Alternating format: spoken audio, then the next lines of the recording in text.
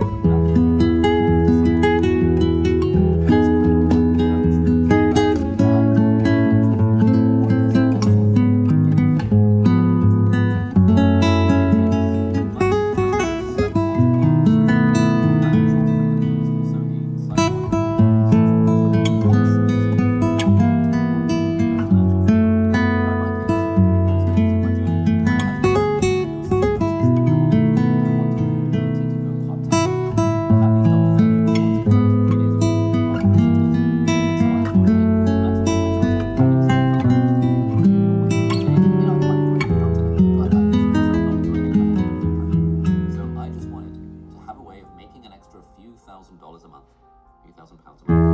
And not have to worry about like, oh,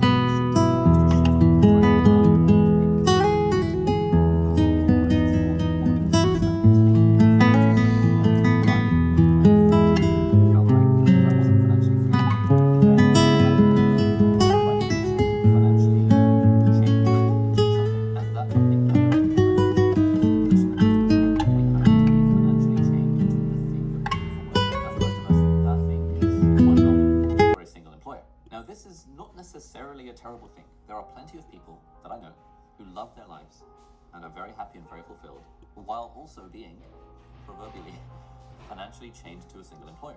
Various people in my team are in many ways financially chained to me as an employer, but various people in my team seem to really enjoy their jobs because the job comes with freedom and flexibility to an extent, and they can work from anywhere, and they do work that they think is meaningful.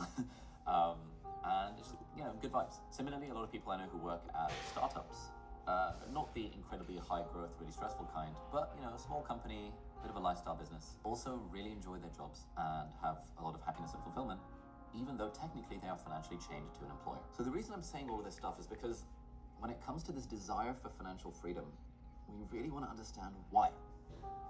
What are we going for here? Is it that you want to be able to go part-time in your job? Is it that you want to be able to quit your job altogether? Is it that you want the lifestyle that you think rich people have? Is it that you want a private jet? Is it that you want a yacht? Is it that you want a house with the mortgage paid off so that you don't have to worry about paying the mortgage? Is it that, you want to be able to take your family on 4 holidays a year and ideally fly business class? Like, whatever the thing is, everyone has different motivations for financial freedom. And so it's worth figuring out what those motivations are. And the reason it's worth figuring out what those motivations are is because financial freedom runs the entire gamut. Someone can be financially free with $2,000 a month. If, for example, you live in Pakistan, which is where I'm from, and you're making, 3 or 4K a month, USD. In the process of working towards that goal, we're going to shift the goalposts. And that's actually totally okay. In fact, I would say pause the video now and have a think. What is the amount of money you need in income before expenses and all that stuff? How much money do you need coming in every month to feel financially free? Worth having a think about. What is that number right now? For me, I would have said, oh man, if I could have 5K a month coming in passive income, I would feel really financially free. Cool, so that's 60K a year. By the way, once you've gotten to a point where you've made all this money and achieved the financial freedom, then you're going to definitely want a place to invest that money, which is where the sponsor of this video comes in, and that is trading to $1 million in the bank by age 45. I was like, goals that we work towards. Yeah, I'm an AI, but I'm here to talk.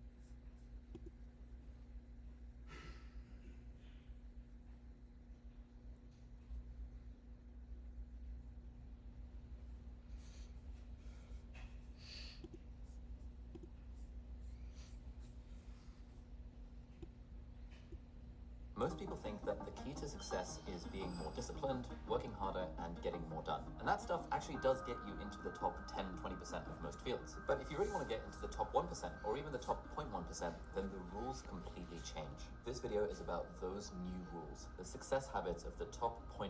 And I learned them from this guy, Joe Hudson.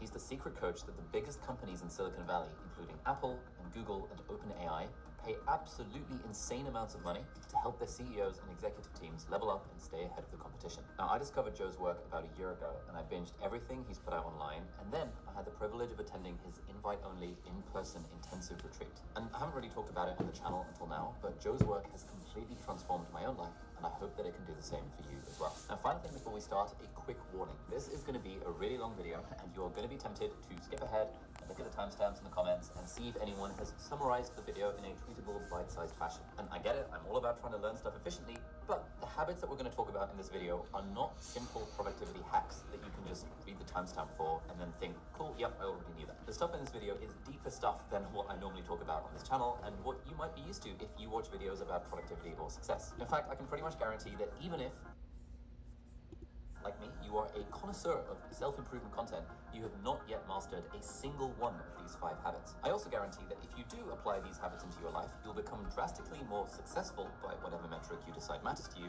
but also, more importantly, you'll experience much more joy and fulfillment along the way. All right, let's dive into the first habit. Now, most people, when we are faced with a new project or a goal, most of us believe that the path to success involves meticulous planning, and endless research, and waiting until everything is perfect. We often get stuck at that point, and we are afraid to start because there's all these other things we might want to do, and we don't want to make the wrong move. But actually, the really successful people, the top 0.1% in Joe's experience, they become much more successful when they focus on something entirely different. Yeah, so every successful CEO I know cares more about the pace of the company than they do about getting anything perfect.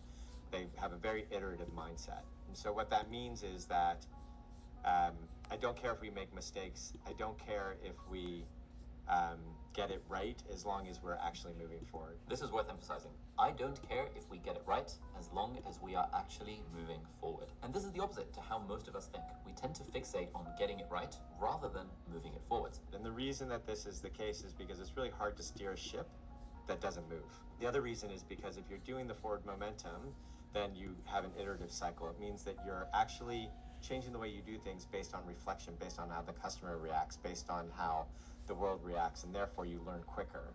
Whereas if you're doing that all through a mental model, you learn a lot slower. Now, we're starting with this point because this is something that most people I know who are trying to become rich or successful or financially free or whatever, most people need to hear this. You can, in fact, just do things. You don't need to wait until you are perfectly prepared to do the thing. And in fact, instead of waiting until you're like 80 or 90 or 100% prepared, start taking action with like 20% preparation and focus on habit 1, which is the iterative mindset. You start with a small amount of prep, you do the thing, and then you get data that allows you to improve the thing over time. And the way Joe describes it is that it's about prioritizing pace over perfection. The pace is more important because you learn quicker and because you have movement and you can steer your ship more accurately. So that's why pace is important. It doesn't mean that you want to get everything wrong, but it does mean that you care more about doing it than doing it perfectly. There's actually the title of a book that I really like, titled Ready, Fire, Aim. And that is really this iterative mindset habit in action. And so if you ask yourself, to what extent do you operate with an iterative mindset? To what extent do you focus on taking action and then figuring things out? Or are you one of those people, like most people are, who get stuck in analysis paralysis, who get stuck in overthinking, and you have all these things you could do, but you're not actually taking action on any of them? And because this is such a common struggle, this is something that I asked Joe next. I asked, why do we stay stuck in research mode rather than taking action? If you don't understand the rules of power, you will certainly lose to someone who does. There's a couple of reasons, but I think that the easiest way to see through it is that you're still in research mode. You're still researching how to do great videos. You're still, like, the research has never stopped. The only difference is that the research is now more public, that you can be seen in your research. And so, which is what tells you why most people don't want to do it, is because they don't want to make mistakes publicly. But there is no CEO who hasn't made public mistakes.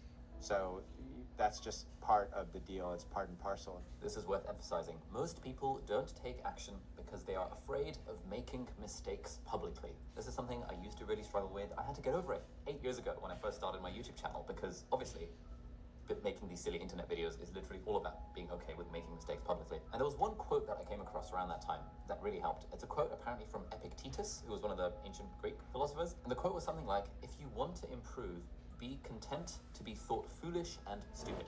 Most of us are so afraid to be thought foolish and stupid by the people around us, by our friends, our family, our co-workers and managers, that we stay stuck in these situations that we don't like, just to avoid the feeling of being judged. Now, one way of dealing with this, which is what really worked for me when I first started making these videos, is to remind yourself that no one thinks about you as much as you worry they do. Everyone has their own lives, everyone's doing their own thing. And so whatever that thing is that you're struggling to do right now because you're worried about what everyone will think, don't worry, they're not thinking about you anyway. They're just way too busy. But Joe actually has a different way of dealing with this fear, and that brings us onto the heart of his teachings, and that brings us on to habit number 2. All right, so we talked about this iterative mindset, but the reason we struggle with this is because when we think about potential failure or making mistakes, we generally try to avoid those situations at all costs. We either suppress our fear, or we try to power through it with like willpower or something, or we just avoid taking the risks altogether, which is where most people are. But according to Joe, the really successful people, the top 0.1%, these people understand that the key is not avoiding failure, but fundamentally changing their relationship with the internal experience that failure triggers. Now, the caveat here is that this is going to be a very long point, and this is the heart of Joe's teachings, but I promise if you stick with this and you engage with the idea and you maybe explore more of Joe's content if you want to learn more, this is an idea that completely changed my life and I think has the potential to change yours as well. The question is, what's making us care about that? And it's the emotional response. If I told you, hey, you're going to make a whole bunch of mistakes in your business, but at the end of the day, you're not going to care, you're going to feel great about every mistake you made, then making a mistake's not such a problem. But if I tell you you're going to make mistakes, you're going to feel embarrassed, you're going to feel miserable, you're going to think you're a failure, and then you're just going to fall off a cliff and say, fuck it, I'm never doing this again, well, then you're going to care, but not because you made the mistakes, because of how it made you feel. So the key point here is that it's not actually the judgment or the criticism or the failure that we're afraid of. We are actually afraid of the feeling, the internal state, the internal emotion that failure might bring up within us. Now, this is very natural, so first we're going to explain why it happens, and then we're going to talk about what you can do about it. Oh, and quick thing, if you happen to be in one of the large number of people who follow this channel who are or who want to be creators, then I would love for you to check out Spotter Studio, who are very kindly sponsoring. It's kind of like the switchboard of the brain between the front and the back, loosely speaking. Some neuroscientist is going to have a field day with that. But one of the things it does, it says, you failed, I don't want you to fail again. Because if I'm a tiger and I just fought for dominance and I've lost, I shouldn't go fight for dominance again. Or if I'm a fish and I just ate something poisonous, I don't want to go and eat that thing again. And so that's what the hymenula is built to do. All right, so it's been a while since I studied neuroscience in medical school, so I had to look this up. But basically, deep inside our brains, near the center, there is this tiny region called the habenula that acts kind of like an anti-reward or disappointment center of the brain. And neuroscientists have found that the habenula becomes particularly active when things don't go as expected, when a reward that we anticipated doesn't arrive, or when we experience some kind of negative outcome. The habenula then, it feels this failure, and then it sends out signal to the other parts of the brain, the parts of the brain involved in motivation, and it tells it to suppress motivation for the thing, and this particularly involves the neurotransmitter dopamine. Now, at the risk of massively oversimplifying this, we can think of dopamine as the motivation molecule. And so when the habenula dampens down dopamine after this negative experience, it biologically reduces our drive or our motivation to repeat that action, whatever action led to that outcome. And this is a very እግዚአብሔር ረድቶኝ ነው። እግዚአብሔር መልካም ደግሞ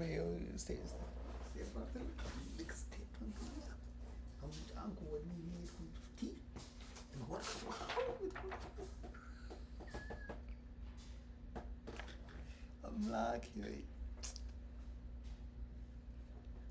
ለእኔ ግን የምታወደው ሰው አለ። እኔ ግን የምትወደው ሰው አለ።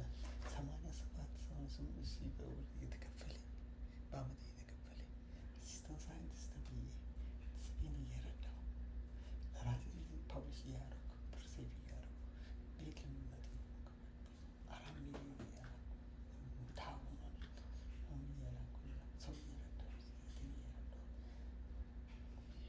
ስቲል አንብቤ አለፍኩ።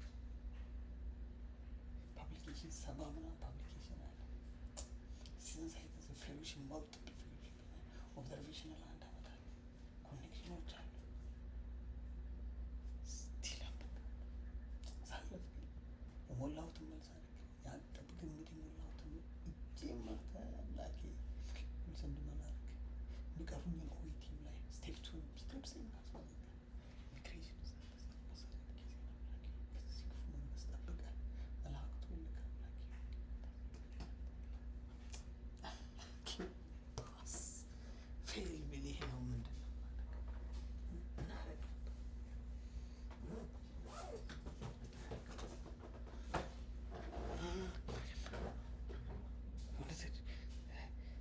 Most likely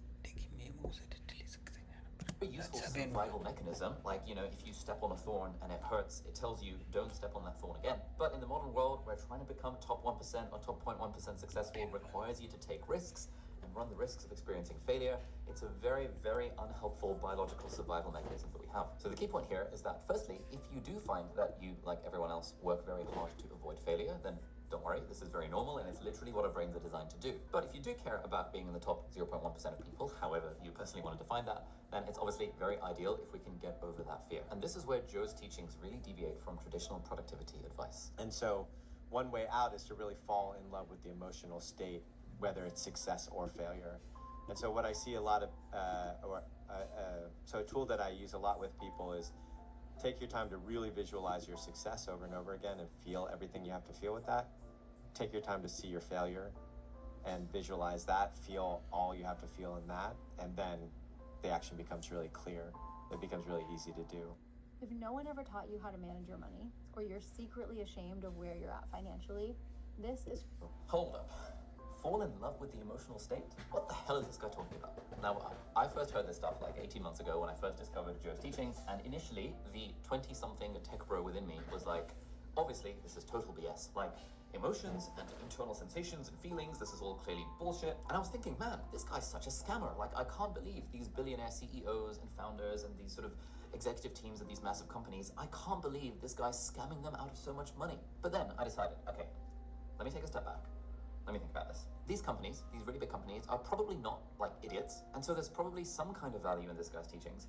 And then I happened to meet Joe on some event that I went to, and I was like, oh, this guy's actually really nice, and he's very warm, and he's very friendly, and he gives really good advice. And he works one-on-one with Sam Altman, and the founder of Twitter literally said that Joe Hudson changed his life, and he coaches the OpenAI team, and he's worked with all these teams of these companies whose products I use and love every day. I decided, you know what, let me have an open mind, and let me see what I can learn from him. I started absorbing all the teachings and the content. I took a couple of Joe's online courses. I got invited to his in-person retreat. And this emotion stuff has ended up transforming my own life and my productivity and my relationship with my wife. And at these different events, I have met insanely successful people, including literal billionaires, i.e. people with a net worth of over $1,000 million.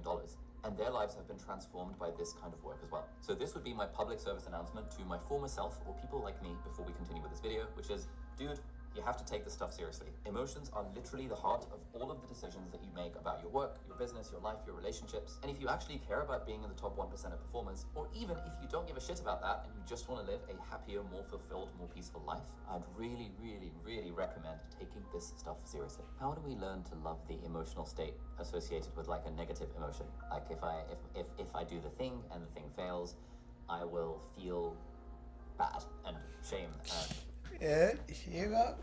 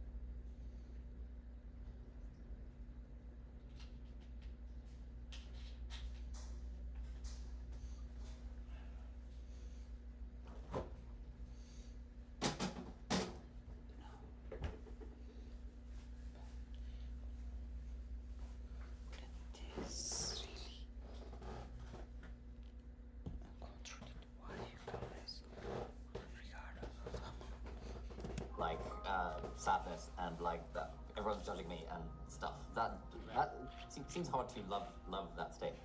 Yeah. So typically, the thing that's hard to love about an emotion is the resistance to the emotion, not the emotion itself. So sadness feels very different if you don't want to be sad and you're sad than if you want to be sad and you're sad. They're very different experiences. So the first thing is to work on the resistances that prevent you from actually feeling the state in its complete form instead of in this resisted form.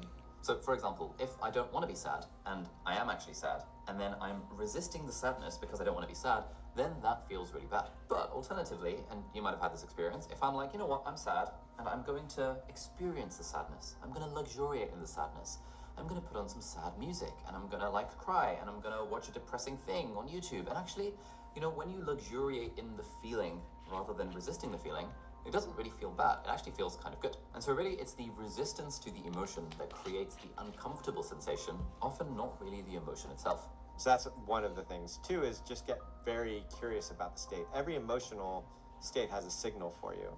If you're angry, it probably means there's a boundary. If you're anxious, it means there's probably some way you're not caring for yourself. If you're sad, it means that there's something that has been true about you that you don't want to have true about you anymore, and there's some way in which you're being asked to transform. All those things are great signals, and so you can really look forward to them once you understand what the signals are. And when you look forward to them, the other thing that's less likely to happen is you're less likely to be taken by them and thrown around and tossed like you're in a dishwasher or a washer and dryer, because it's the resistance that makes it a really heavy experience. So a really easy way to do this is to, when you have your next emotional experience, instead of running into your phone, oh my God, I don't want to feel this, or however you do it, running into a YouTube video, the other way to do it is to stop and get really curious about how exactly it feels in your body. Where exactly is it?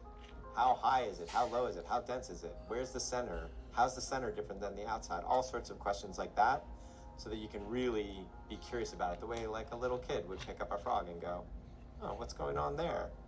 It's the same thing. You do that with an emotion, and pretty soon you'll realize that the emotion isn't that scary, and it's actually just a set of sensations that is far less painful than, I don't know, getting like hit in the elbow. You know, it's like they just pass and they change, and they're actually quite amazing. All right, so this has been one of the realizations, as I said, that has most changed my life. It's the recognition, firstly, that emotions are underlying and driving everything. And even though I like to think of myself as a logical guy, often the most difficult problems or decisions I'm dealing with, or that we're dealing with, they can't really be thought through. Like, you can't really analyze them if there is an underlying emotion underneath that we are not acknowledging or feeling. And then when I learned to actually feel the feelings, which is something I'm getting better at over time, the second step was recognizing that actually, at the end of the day, an emotion is just a series of internal bodily sensations, usually accompanied by some kind of mental story. It's a series of sensations that arises and passes away. And so what is the thing that I'm actually afraid of? And so I asked Joe what his origin story was and how he came to this realization. So one of the most acute experiences is I got kicked out of a house for something that wasn't my fault when I was younger, like early 30s. And I noticed every time I drove by the house, it just felt like getting kicked in the stomach. And I got really curious, like, what is that? Like, why? I didn't do anything wrong. I know I didn't do anything wrong. I go, what the heck is that thing? So I would drive past the house on purpose so I could feel that thing. And I just got more and more curious, because it just was strictly wonder. It was like, what the hell is going on here? Like, what makes this so? And what I did in that experience was just really get curious about it, learn to enjoy it, and then the more I enjoyed it, the less it showed up. So I was like, oh my gosh, like, this is getting rid of it. This is fantastic. Like, I don't feel that thing anymore. And then as soon as I was doing it to get rid of it, it came back. And then I realized, oh, right, if I actually love the emotional experiences, it changes. If I love it to get rid of it, it doesn't change, because that's not really loving it. And so in that experience, I realized, oh, that phrase, what... I thought I knew what therapy was until I found the right therapist. And let me tell you, we resist persists. I was just like, oh, right, I don't have to resist these emotional experiences. And then I looked around and I said, wow, all my bad habits are resisting an emotional experience. They're all to not feel something. They're all avoidance of some emotion. All of my bad decisions are based on trying not to feel a certain way. I don't want to feel like too much of a success, tall poppy, or I don't want to feel like a failure. Wow, I just noticed everything around me was based on these emotions. And then a little bit later after that, I read a book called Descartes' Error. And Descartes' Error is a neuroscientist who literally talks about how our decisions are made in the emotional center of the body. That if I took that away from you, your IQ would be the same, but you would fail to make decisions. It would take you half an hour to 2 hours to decide like where to eat lunch. And so your whole life would fall apart. And that it's actually our emotions that are driving the decision making. And then I was just absolutely clear. I couldn't ever make a logical decision, but what I could do is make an emotional decision without the fear of feeling some way. And then that just clarified everything. And there's modern psychology that backs up this kind of stuff as well. So, for example, in the field of psychology, there is a branch of therapy called ACT, Acceptance and Commitment Therapy. And ACT kind of emphasizes that when you are trying to suppress or fight difficult feelings, paradoxically, that actually makes them stronger and it consumes huge amounts of mental energy. Whereas if we go for acceptance of the feeling, which starts with curiosity, as Joe described, that lets the emotion be processed by the body and it passes naturally. And so the analogy I find helpful is that if the emotion is kind of like a wave, you stop like resisting the wave and you instead just sort of surrender to the wave or like surf on the wave or whatever. Someone might be thinking, it's not just the feeling, it's that there would be very real consequences to me doing the thing. For example, as a professional, if I start posting on LinkedIn, there's the very real risk that my colleagues will laugh at me, and then ... like I'll be viewed less favorably by my peers, my salary would go down, ... I'm not trying to avoid a feeling, I'm trying to avoid real life consequences of acting without thinking. Yeah, so I'm not suggesting not to act without thinking, obviously. I'm not suggesting that. But what I am suggesting is if, let's take the worst case scenario, you go homeless. And if you knew for sure that if you went homeless, you would be happier, more content, feel more alive, feel a sense of bliss and joy that was unrivaled on a regular basis, what happens to your fear of going homeless? And what's the problem all of a sudden? So you can tell how much of its decision is being made emotionally. And the other way to really understand it is how many decisions have you made to feel awesome, or to feel like a winner, or to not feel like a loser, or to not get rejected, or to not feel guilty. Like, if you just look at your life that way, it's really hard to look at any decision that isn't made emotionally. And then you say, well, where does logic come in? And, well, you build bridges with logic, that's great. But also, you're using logic to find out how you're going to feel. Oh, if I do X, Y, and Z, then I will have a successful business. And then I will feel good. That's the way it goes. And so you watch these people, and they have a really successful business, and they're 50 years old, and they're miserable as fuck. And it's because what was actually happening was their logic was flawed. The thing that actually would make them happy wasn't a successful business, or it might have been a successful business run in a way that was more heartfelt, or whatever it is. I realized that for me, a lot of the decisions I make around my business, or my work, or my YouTube channel, or whether to rush on writing my next book, I like to think that I'm approaching these decisions logically, and so I'll write out all these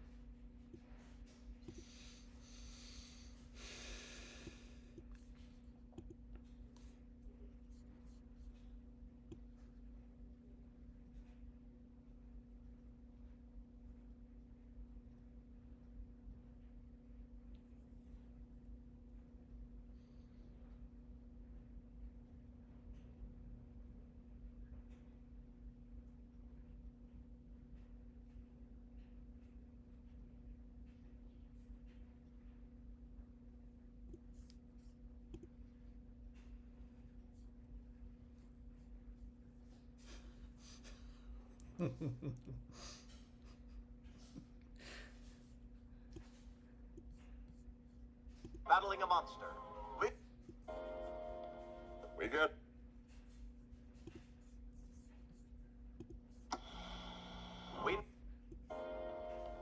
We got some time before Elvis. Can we see what else is on? Good thing. We now return to 1950s sci-fi, which is always a man in a silver suit battling a monster. Leave us humans alone. It's 1994, and the moon belongs to Earth. Rawr.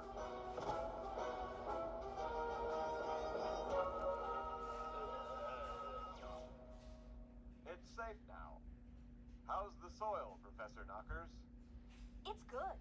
Good. Good. Yeah.